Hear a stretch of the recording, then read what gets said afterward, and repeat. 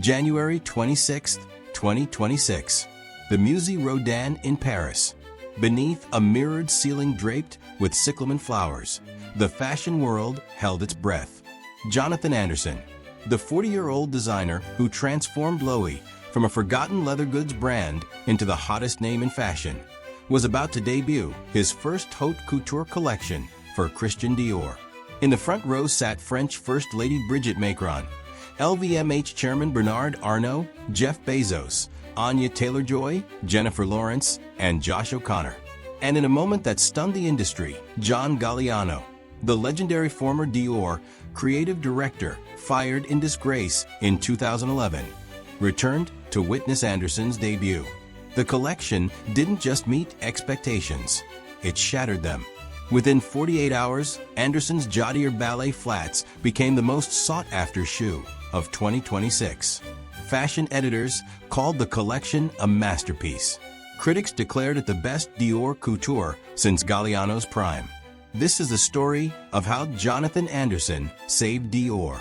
To understand why Anderson's debut matters, you need to understand where Dior had been. Christian Dior founded his house in 1946. His first collection, the New Look, revolutionized post-war fashion with sculptural silhouettes, nipped waists, and voluminous skirts. After his death in 1957, the house passed through legends: Yves Saint Laurent, Marc Bohan, Gianfranco Ferré. And then in 1996, John Galliano arrived. Galliano's 15-year tenure defined Dior for a generation. His couture shows were theatrical spectacles. He made Dior dangerous, exciting, relevant.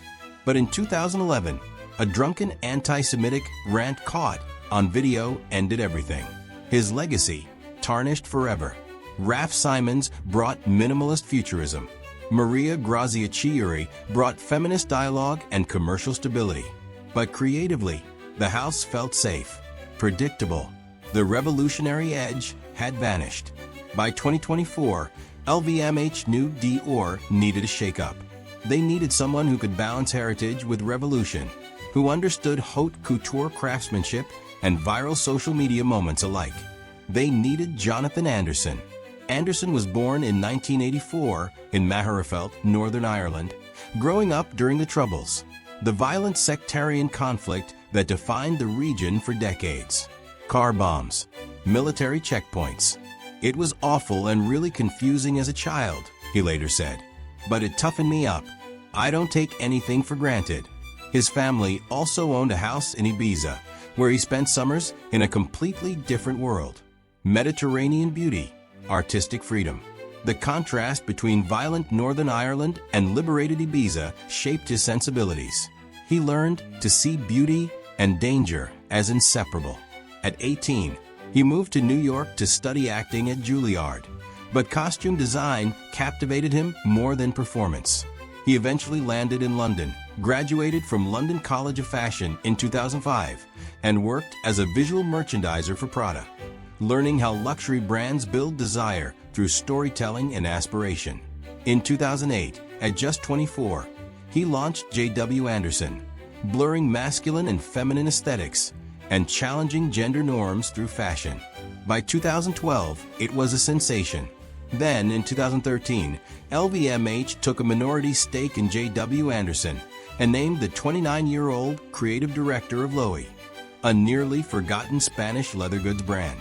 Anderson was about to change fashion forever. When Anderson arrived at Loewe, few considered it relevant. It had 180 years of Spanish leather craftsmanship, but no cultural heat. His solution wasn't to chase trends. It was to create a singular vision. The puzzle bag became an instant icon, honoring Loewe's leather heritage while feeling completely contemporary. Hard lines, soft silhouette. Function meets sculpture. Then came balloon heels, pixelated hoodies, surrealist wit. Designs so distinct that a deformed tomato could be called a Loewe tomato, and everyone understood the reference. By 2023, Loewe's annual profit had increased over 60%. In 2024, LYSD named it the hottest brand in the world. Anderson designed Rihanna's red Super Bowl halftime outfit, created costumes for Luca Guadagnino's Films Challengers and Queer, and ran 18 collections a year across multiple brands. LVMH executives watched closely. If Anderson could do that to Loewe, what could he do with Dior? In April 2025, Vogue announced Anderson as Dior's menswear director. Then the bombshell. He would also oversee womenswear and haute couture, the first designer since Christian Dior himself to control all three divisions. His June 2025 menswear debut stunned Paris. His October womenswear show received ecstatic reviews, a revolution rather than an evolution. One critic wrote, "The bar jacket was reimagined, denim accounted for 21% of the collection, and his redesigned Jodier accessories became instant wishlist items." But haute couture would be the real test. The venue for his January 26 debut, the Musée Rodin, was symbolic. Rodin sculptures represent the marriage of classical form and emotional intensity. Anderson wanted his debut to capture that same duality. The ceiling was covered in moss and inverted cyclamen. The choice was deeply personal. Weeks before his first womenswear show, John Galliano had visited the Dior atelier, bringing 2 posies of cyclamen tied with black silk ribbons. It was a baton pass, a benediction from one Dior legend to the next. Anderson invited Galliano to attend the couture debut. It would be Galliano's first Dior show since his 2011 firing. 3 bulbous, pleated gowns in black, white, and burnt orange opened the show, referencing both Anderson's first ready-to-wear look for Dior and the sculptural ceramics of Kenyan-British artist Magdalene Odundo, who attended the show. What followed was a masterclass in craft.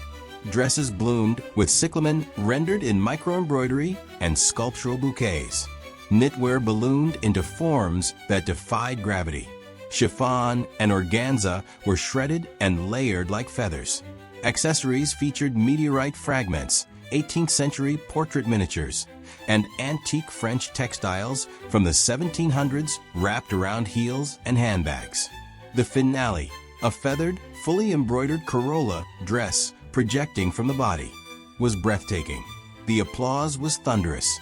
Within 48 hours, the Jodier ballet flats were everywhere. The rounded toe, low vamp, and ivory embroidered bow became the defining accessory of early 2026. The black patent version sold out immediately. The baby blue version followed. On resale platforms, they already commanded premium prices. But the viral moment wasn't just about shoes. It was about Anderson's entire vision, making haute couture relevant, exciting, and culturally significant again. What makes Anderson different from previous Dior designers? 3 things. First, his approach to heritage. He doesn't treat Dior's history as a museum. He treats it as a laboratory. "You will always find a different angle," he said. He's not reinventing Dior. He's recalibrating it. Second, his understanding of craft. The meteorite fragments, the antique miniatures, the 18th century French textiles. Every detail tells a story connecting fashion to art, history, and human skill. Third, his cultural instinct. Costumes for award-winning films. Campaigns featuring cultural icons rather than just models. An understanding of how fashion moves through pop culture and social media. From January 27th through February 2nd, the Musée Rodin hosted Grammar of Forms, placing Anderson's couture alongside archival Dior and Odundo's ceramic sculptures. It's part of Anderson's broader philosophy. Couture shouldn't be locked away for a few hundred elite clients. It should be visible and celebrated. By Dior doing couture, it's like protecting an endangered craft, Anderson explained. It should be about buying something for an emotional purpose. January 26, 2026.